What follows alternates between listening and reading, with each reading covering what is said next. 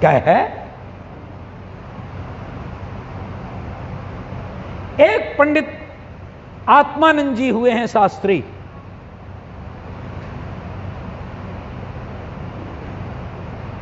आत्मानंद जी शास्त्री बड़े विद्वान, बड़ी सुंदरी उनकी पत्नी, कथाकार थे, पैसे रुपए की कमी नहीं थी, मिलता जाता था, बड़े खुशहाल रहते थे। लेकिन पत्नी थी चांडालन।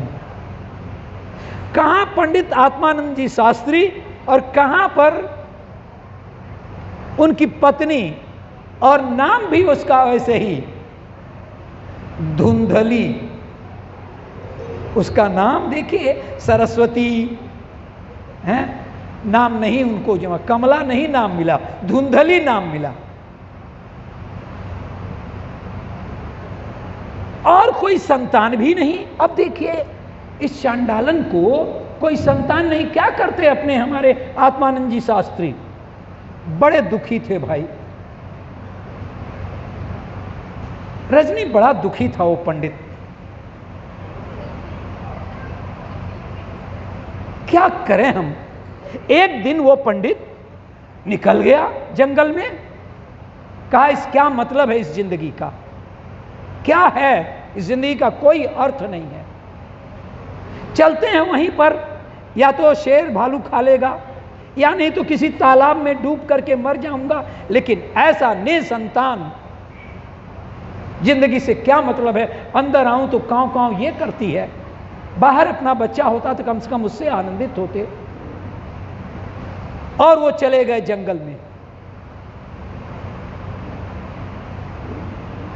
जब जंगल में गए तो वहां एक तालाब के पास, तालाब के किनारे, ओहो, रोने लगा वो विप्र, खूब रोने लगा, विलाप करने लगा। हाय रे हतभाग्य, घर में शांति नहीं, बाहर मुझे कोई पुत्र भी नहीं, मैं इस तालाब में कूद करके अपना जान दे दूंगा। कहां से हुआ एक संयोग? एक महात्मा जी आ रहे थे उधर से, महात्मा जी आ रहे थे वहां से, तो उन्होंने देखा कि एक ब्राह्मण ये रो कलप रहा है। उन्होंने पूछा बात क्या है? आप अपने आप को इस कहानी का एक पात्र बना लीजिए,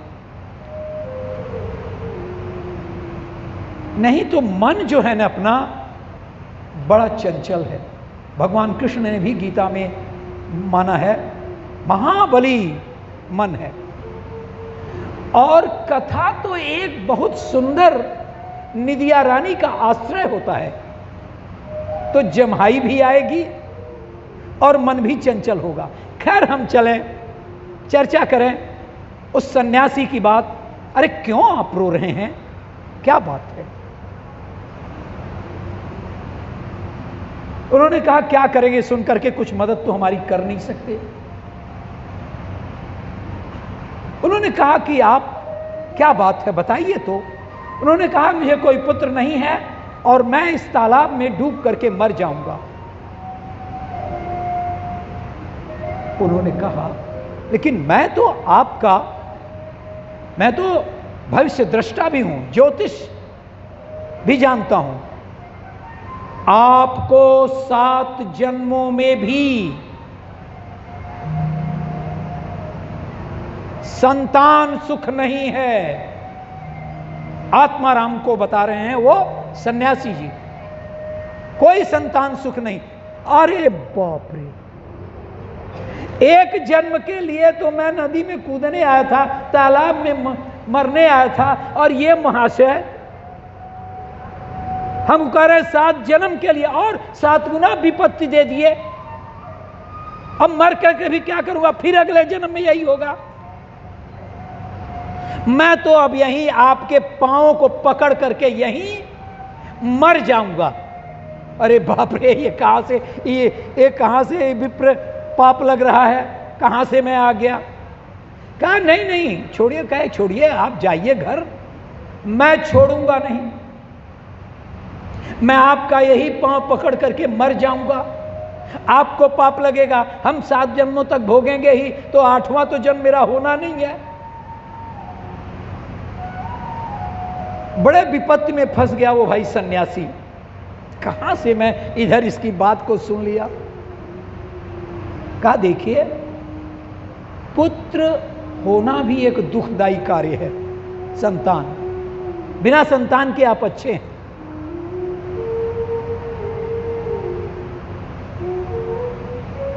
कहे नहीं मुझे तो संतान चाहिए।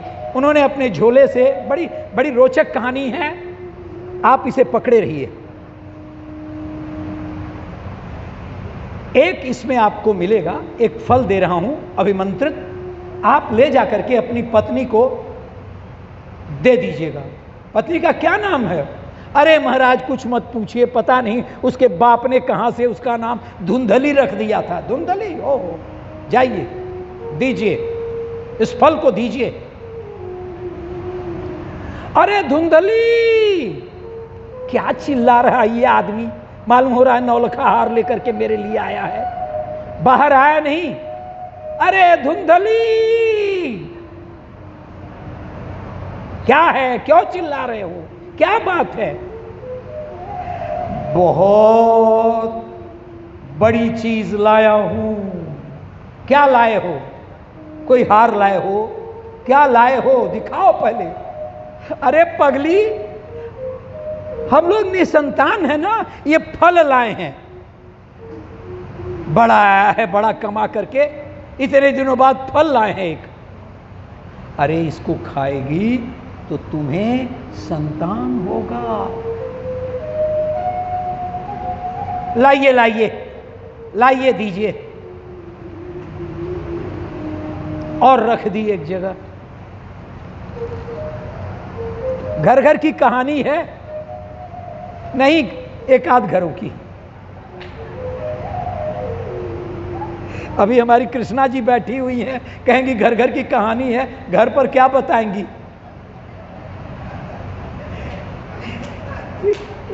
खैर, एक उनकी पड़ोसन आई भैया,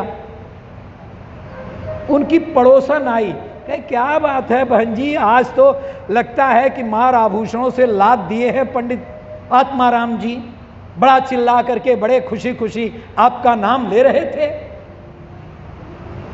अरे क्या बताएं बहन जी, ले आए थे एक फल। यहां से हटिएगा नहीं आप लोग, क्योंकि कथा को बीच में छोड़ना बहुत बड़ा पाप है। अब वो फल आए तो क्या है? अरे कहते हैं इसको खा लो तो तुम्हें संतान हो। बहुत अच्छी बात है, खा ले बहन। अरे बहन, खाने की ही बात नहीं है, अगर सचमुच में वो फलवती हुआ तो मेरा पेट फूलेगा, बदरूप होंगी, और अगर ऊपर से अगर कोई आग वाग लग जाए, कोई घर में आग लग जाए, कुछ और चोर डाकू आ जाए, तो मैं भला इस पेट फूले हुए पेट से कैसे भागूंगी? बताओ तो जरा, कैसे जाऊंगी? मैं तो मर जाऊंगी रे। अरे अच्छा ही है, बुला लो अपनी ननद को। अरे बाप रे, ननद का तो नाम नहीं लेना, ननद का नाम नहीं लेना। पिछली बार आई थी घर में, एक सामान नहीं छोड़ गई। कुछ अपने भैया से बात करके, कुछ चोरी से, कुछ अपने पति को दे आई, मेरा तो घर ही सुहा कर डाले। अब तो भैया मैं अपने ननद को तो बुलाऊंगी ही नहीं। मन में सोचा तब भाड़ में जा, चली गई। उसकी एक बहन थी, उस बहन के पास बच्चे ही बच्चे थे, यानी खाने का उसके पास अन्न नहीं रहता बचता था, और इसके पास अन्न ही अन्न था, खाने वाला कोई नहीं था। उसने सोचा कि अच्छा होगा इसके जो अगर ये बच्चा होगा, तो उसने कहा कि एक राय बताऊं, मानोगी? बताओ बहन बताओ, क्या बात है? अरे मुझे बच्चा होने वाला है। तो कहा ये अभी कुछ ही दिन पहले कंफर्म हुआ है कि मैं प्रेग्नेंट हूं। ये जब तुम्हें बच्चा होने को होगा, तो तुम ऐसा करना, अपने कपड़े के अंदर, साड़ी के अंदर कपड़े उपड़े ठूस लेना, और ये एक भ्रम पैदा करना कि मैं प्रेग्नेंट हो गई, फल खा लिया। और तो क्या करूंगी? उसको दूध पिला। अरे पगली, मेरा तो बच्चा मेरा ही रहेगा ना। जब वो बच्चा होगा तो वो बच्चा तेरे पास आ जाएगा, और तू कहेगी कि सेवा शुश्रूषा के लिए मेरी बहन की जरूरत है, इसलिए तू मुझे बुला लेना, फिर मैं दूध पिलाती रहूंगी। और ये फल क्या करूं? यद्यपि बहन ने तो बहुत अच्छी राय दे दिया, ये फल क्या करूं? कहा ये तुम्हारे यहां गैया है, वो भी तो बाझन है ना, उसको भी तो कोई बच्चा नहीं होता है ना। नहीं बहन, बस उसको खिला दो, टेस्ट भी हो जाएगा कि ये फल कामयाब है कि नहीं है। समझे? वो फल उसने क्या किया? गैया को खिला दिया। उसने कहा तो देखिए ना, आपका फल तो बड़ा ही कामयाब निकला, रोज दिन ब दिन मेरा पेट फूलता जा रहा है।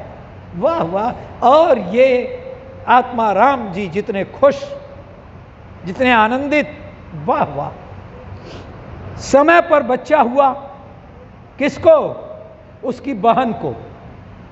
लेकिन ये उनको लाए, उनके गोदी में रख दिए। उन्होंने कहा ये देखो, वाह वाह, बड़े खुश हुए। लेकिन 3 महीने बाद उनकी गैया को भी बच्चा हो गया। ओह, गाभिन थी ना, उसको बच्चा हुआ, लेकिन ऋषि का अभिमंत्रित फल लिया था, इसलिए बिल्कुल मनुष्य के रूप में हुआ। केवल उसके कान बड़े बड़े थे, उन्होंने उसका नाम रख दिया गोकर्ण। उसका नाम रखा उन्होंने गोकर्ण। अब उन्होंने कहा कि वाह वाह, अब मैं अपने बेटे का नाम रखूंगा। क्या अब आप तो चुप ही रहिए, गाय के बच्चे का नाम रख लिया तो बड़े हो गए विद्वान। मेरा भी तो बच्चा है, मैं भी तो कुछ नाम रखूं उसका। नाम रखा धुंधकारी। अपने बेटे का नाम धुंधली से धुंधकारी रखा। और उधर गोकर्ण, तो गोकर्ण तो अभिमंत्रित फल खाने का एक उत्पाद था, इसलिए वो महान विद्वान हुआ।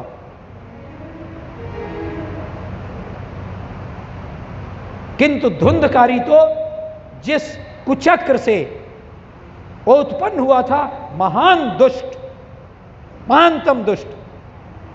माता पिता को रोज मारता, रोजाना शराब के लिए पैसा मांगता, वेश्याओं को देने के लिए पैसा मांगता, जुए के लिए पैसा मांगता। पंडित आत्माराम कहने लगे, वो सत्य कहता था महात्मा, लोग संतान ही नहीं, संतान के बिना तो फिर भी जी लेते हैं ठीक से, संतान होने पर तो और भी मरते हैं। ओह! और वो आत्माराम छोड़ करके घर चल दिया,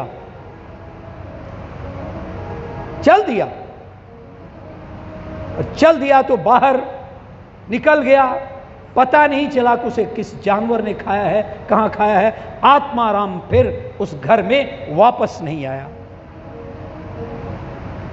यह बात किसने बताया था उनको? गोकर्ण ने। कहा कि क्या मतलब है? सुर मंदिर तरमूल निवास, सुर मंदिर तरमूल निवास, शय्या भूतल मजिनम वास, सर्व परिग्रह भोग त्याग, कस्य सुखम न करोत विराग। अरे विरागी हो जाइए आप, बैरागी हो जाइए, छोड़ दीजिए इस घर को। उम्र हो गई आपकी, बुढ़ापे में आपका बच्चा हुआ है, एक मैं बेटा हुआ, एक धुंधकारी, दो दो बेटे हुए। यह आपका समय तपस्या का है। अब आप चिंता छोड़ करके अब जाइए जंगल। चले गए जंगल, फिर नहीं आए। इधर गोकर्ण भी अपने अतिरिक्त ज्ञान पिपासा में वो भी चले गए। बहुत बड़े विद्वान थे। गोकर्ण का नाम आप सुनते होंगे धार्मिक पुस्तकों में, पुराणों में। गोकर्ण बहुत बड़े विद्वान हुए, वो भी निकल गए। इधर धुंधकारी को और स्वतंत्रता मिल गई। मां को लगा मारने पीटने, बहुत त्रासदी देने लगा। धुंधकारी की जो मां थी धुंधली, कहती क्या करूं मैं, कैसे करूं। एक दिन वो भी जाकर के कुएं में कूद करके मर गई।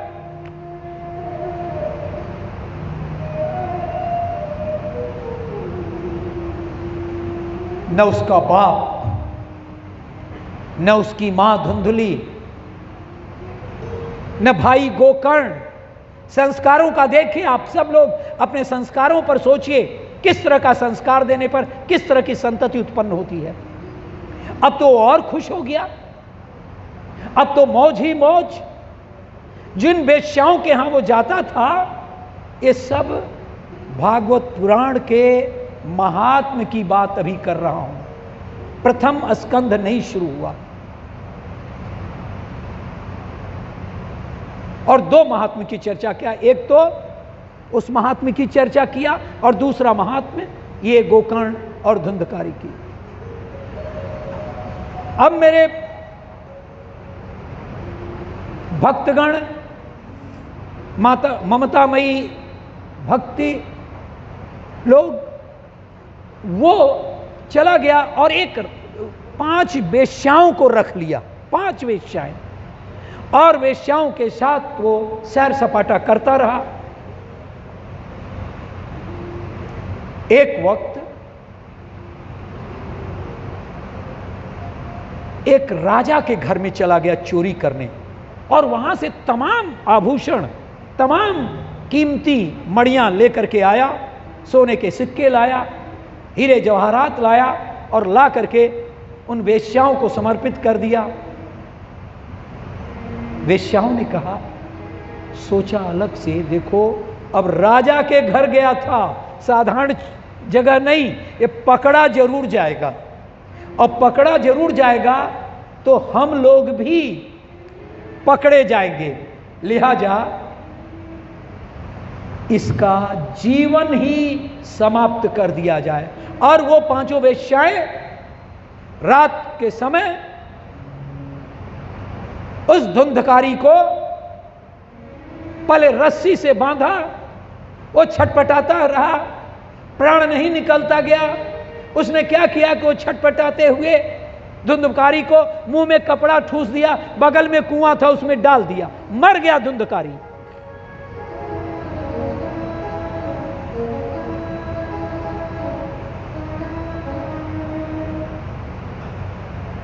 गोकर्ण को पता चला, कि उसका भाई इस तरह से बेमौत मारा गया, वो भूत प्रेत बन गया होगा। वहीं पर जाकर के गया में उन्होंने उसका काम क्रिया किया और लौट करके आया, कहा घर पर जो उसका एक जरूरत का पूजा पाठ करेंगे। आया घर में, रात को सोया। कौन सोया? गोकर्ण। गोकर्ण रात को सोया, तब तक एक चीख, एक आवाज आई। कहा भैया कौन है ये? कुछ भी आवाज नहीं, क्योंकि वो भूत प्रेत था, बन गया था, आवाज नहीं। उन्होंने अभिमंत्रित किया, पानी छिड़का उस हवा में और तब उसने आवाज, उसमें से आवाज आई, भैया, गोकर्ण भैया, मैं आपका भाई धुंधकारी हूं। मैंने मां को नहीं आदर दिया, पिता को नहीं आदर दिया, बेश्याओं के बीच में रहा, उन बेश्याओं ने मुझे गले में फांसी लगा करके कुएं में डाल दिया। अभी मेरी जिंदगी गई नहीं थी, मैं उसमें घुट घुट के मरा, मैं भूत हो गया। भैया कुछ करो, आप तो विद्वान हो, कुछ करो, मैं से इस भूत प्रेत की जिंदगी से बचाओ। मैं कब तक ये भूत प्रेत बना रहूंगा? लेकिन मैंने तो जा करके, गोकर्ण ने कहा, मैंने तो जा करके और गया में तुम्हारा ये निश्चित काम कर दिया था और उसके बाद से भूत प्रेत की योनि समाप्त हो जानी चाहिए। अरे भैया तू क्या करेगा? मेरा नाम तो धुंधकारी हो, मेरा गोत्र अपने बाप का गोत्र नाम लेकर के किया होगा ना। Are you getting me? आप हमारी बात समझ रहे हैं ना? धुंधकारी ने किया, अरे मेरा तो गोत्र ही अलग था, मैं तो आपके मौसी का बेटा था, उनके बाप का गोत्र मेरी और आपकी मौसी का गोत्र अलग था। आप मेरे नाम से उस गोत्र से जाकर के सब काम किया, मैं कैसे मुक्त होता भैया? उन्होंने कहा ठीक, चलो फिर से। और उन्होंने श्रीमद् भागवत पुराण की कथा सुनाना आरंभ किया। प्रत्येक दिन अब एक एक स्कंध सुनाते गए। अब वो तो प्रेत था ना धुंधकारी, कहां उसके लिए कुर्सी मेज रहता, कहां बैठता? बताइए ना, आप ही बताइए कहां बैठता? जा करके एक बांस था, वो जा करके एक बांस के फोफर, समझते हो ना? अरे उसके अंदर गांठ होती है, फोफर हो रहा हो, उस फोफर में, आप समझ रहे ना, बीच में वो चला जाता था वायु के रूप में। खोखले, फोफर हमें याद आता। हमारे पत्री नहीं रहती तो हम बोलू नहीं पोती, हम तो फोफर ही फोफर बोलते। कृष्णा जी हैं, विदुषी हैं। तो अब जब एक दिन का पाठ खत्म हुआ तो ताड़ से आवाज आई। ओहो, सब लोग चौंक गए, ये कहां से हो रही है ये आवाज? आज आ रहे हो आवाज, क्या हो गया? वो तो कुछ बोले नहीं, लेकिन जान गए कि 7 इसमें गांठें हैं और 7 गांठें 7 दिन में फूटेंगी और इस तरह से हमारा भाई धुंधकारी, तब उसको मुक्ति मिलेगी। दूसरे दिन फिर इसी तरह से 7 दिन में उन्होंने ये संपूर्ण पाठ किया था। धुंधकारी को प्रेत योनि से मुक्त मिली और उन्होंने फिर एक कठिन तपस्या किया। आकाश से सीधे रथ आया, धुंधकरिया के लिए हो। वो धुंधकारी महापतित, लेकिन देखिए कटरे जी, देखिए इसका कितना महत्व है।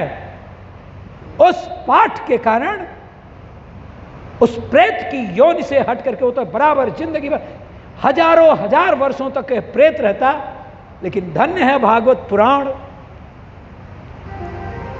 उसका पाठन, धन्य है इसके जो विद्वान गोकर्ण जी कि आकाश से रथ आया, उसमें सादर इसको बैठा करके धुंधकारी को लेकर के गए, कहे गोकर्ण जी आप भी चलिए, चलिए आप भी, कहे नहीं, अभी हमें बहुत से कल्याण करना है, हमें भागवत का पाठ करना है।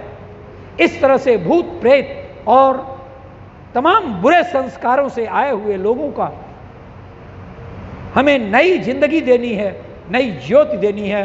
और इस प्रकार हमारे गोकर्ण जी ने धुंधकारी का जीवन बदल दिया। कैसे? भागवत पुराण से।